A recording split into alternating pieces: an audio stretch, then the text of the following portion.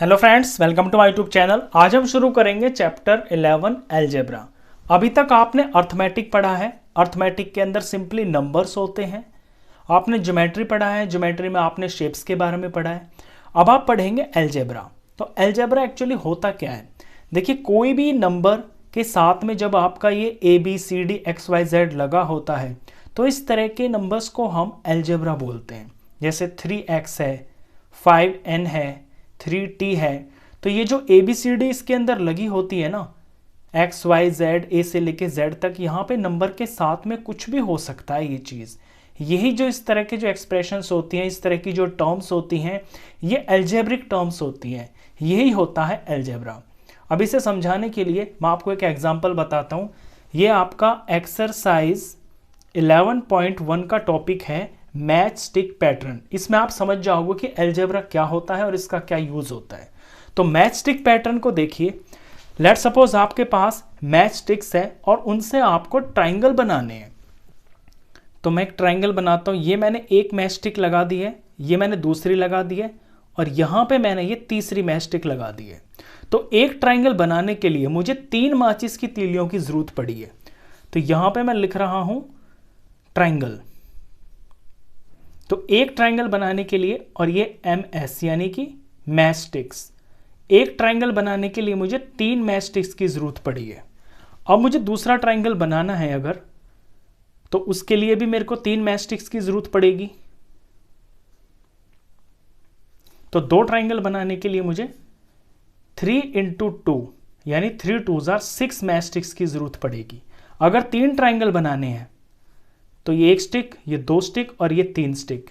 तो 3 ट्राइंगल बनाने के लिए मेरे को 3 × 3, 3 3s are 9 मैच स्टिक्स की जरूरत पड़ेगी। अब जैसे जैसे आपके नंबर ऑफ ट्राइंगल्स बढ़ रहे हैं, उसी तरह से नंबर ऑफ मैच स्टिक्स जितनी चाहिए ट्राइंगल बनाने के लिए वो भी बढ़ रही है। अब लेट सपोज आपको n नंबर ऑफ ट्राइंगल्स बनाने हैं। n का मतलब है कुछ भी, हमें पता नहीं है n कितना है। तो फिर आपका फॉर्मूला क्या बन जाएगा? 3 × n। जैसे 3 ट्राइंगल के लिए 3 × 3, 2 ट्राइंगल के लिए 3 × 2। ये जो 3 है, यहाँ पे एक ट्राइंगल की मैच स्टिक्स हैं, और यहाँ पे जो बाद में मल्टीप्लाई हो रहा है, जैसे कि ये 2 है तो ये नंबर ऑफ ट्राइंगल्स हैं। तो नंबर ऑफ ट्राइंगल्स अगर n है तो नंबर ऑफ मैच स्टिक्स जो चाहिए वो हो जाएंगी 3n। तो ये बन गई एक अलजेब्रिक टर्म। इसी तरह से कोई और एग्जांपल लेते हैं। लेट सपोज मुझे अब L बनाना है, L फॉर लॉयन, ये लेटर बनाना है मेरे को। तो इस L बनाने के लिए मेरे को 2 मैच स्टिक्स की जरूरत पड़ी। अब मैं यहां लिख रहा हूं L, और यहां पे मैच स्टिक्स रिक्वायर्ड। तो एक L बनाने के लिए मेरे को 2 मैच स्टिक की जरूरत पड़ी। अगर मेरे को 2 L बनाने हैं तो ये 1 स्टिक और ये दूसरी स्टिक। अगर 2 L बनाने हैं तो ये हो जाएगा 2 × 2, 2 2s are 4, यानी 4 मैच स्टिक्स की जरूरत पड़ेगी। अगर 3 L बनाने हैं तो फिर 1 2 3 4 5 6। तो 3 L अगर बनाने हैं तो 2 × 3, 2 3s are 6 मैच स्टिक्स की जरूरत पड़ी। अगर n नंबर ऑफ L's बनाने, n का मतलब है कितने भी, 5 10 15 20 जो भी होंगे, तो 2 की मल्टीप्लाई हो जाएगी जितने L बनाने हैं, 2 × n यानी कि 2n। तो ये इसका रूल बन गया है। यानी अगर आपको ट्राइंगल्स बनाने हैं और एक ट्राइंगल में 3 माचिस की तिलियां लग रही हैं, तो आपको जितने ट्राइंगल बनाने हैं ना, उतने को 3 से मल्टीप्लाई कर दोगे। यहां पे ये जो n है, ये है नंबर ऑफ ट्राइंगल्स, और ये जो 3n है पूरा का पूरा, ये सारा है मैच स्टिक्स रिक्वायर्ड। कितनी मैच स्टिक चाहिए? तो मैच स्टिक कितनी चाहिए उसके लिए यहां फॉर्मूला बन गया है 3n। इसे आप रूल भी बोल सकते हैं, फॉर्मूला भी बोल सकते हैं। ये ट्राइंगल के लिए बना है। अगर L लेटर बनाना है तो उसके लिए फॉर्मूला बन गया है 2n।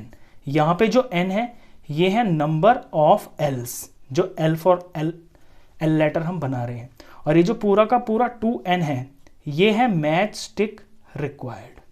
अब ये जो यहां पे n लिखा हुआ है ना, ये जैसे ये 3n है, ये n होता है वेरिएबल, और वेरिएबल वर्ड बना है वेरी से मिलके।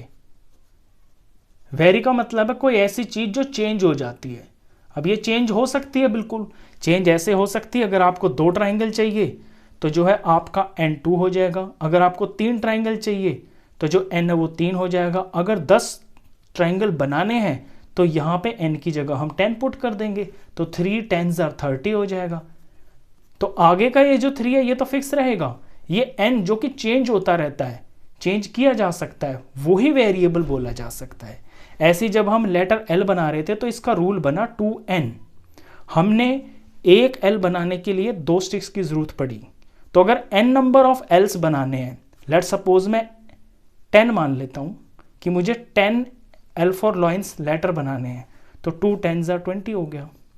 अगर मुझे 11 बनाने हैं तो 2 11s are 22 हो गया। तो हो रहा है ना ये चेंज, तो ये तो चेंज होता रहेगा, ये आगे का फिक्स रहता है।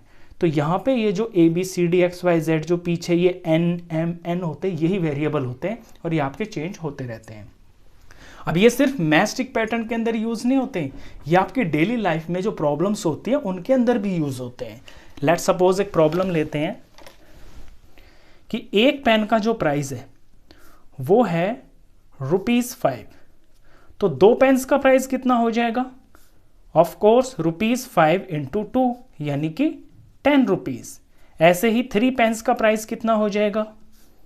₹5 × 3 यानी कि 15। आप देख रहे हो यहां पे ये जो पीछे की जो चीज है ये बदल रही है। अगर मैं यहां पे n नंबर ऑफ पेन्स ले लेता हूं, n का मतलब है कितने भी, मुझे पता नहीं है, 10 15 20 कुछ भी होगा, तो फिर 5 की ये जो ₹5 है इसकी मल्टीप्लाई n से हो जाएगी। तो जो रुपीस बनेंगे वो बन जाएंगे 5n। एक एग्जांपल ले ले, जैसे कि मुझे 10 पेन्स का प्राइस पता करना है, तो ये जो 5 है ये तो फिक्स रहेगा क्योंकि एक पेन का प्राइस जो है वो 5 है। हमें 10 का निकालना है तो 10 से मल्टीप्लाई कर देंगे, तो ये 50 हो गया। तो यहाँ पे ये वेरिएबल है, ये जो चीज़ है ये वेरिएबल है, तो ये n जो है ये वेरिएबल है। इसी तरह के क्वेश्चंस जो है आपके एक्सरसाइज 11.1 में आएंगे। तो ये आपकी एक्सरसाइज 11.1 का इंट्रोडक्शन था। इसमें आप मैथ्स पैटर्न भी सीख गए, इसके अंदर आप रूल भी सीख गए कि रूल कैसे बनाते हैं, किसी भी पैटर्न का जो रूल है वो कैसे बनता है। जैसे ट्राइंगल बनाने का रूल यहाँ पे 3n बन गया, L बनाने का 2n बन गया, ये रूल होता है। इस तरह के रूल्स आप एक्सरसाइज 11.1 के अंदर जो है आपको बनाने हैं। तो ये बेसिकली आपका एक्सरसाइज 11.1 का इंट्रोडक्शन था। इसी से रिलेटेड इसी तरह के क्वेश्चंस आपके इस एक्सरसाइज में आने हैं। इंट्रोडक्शन खत्म। क्वेश्चंस के लिए नेक्स्ट वीडियो में मिलेंगे, तब तक के लिए गुड बाय।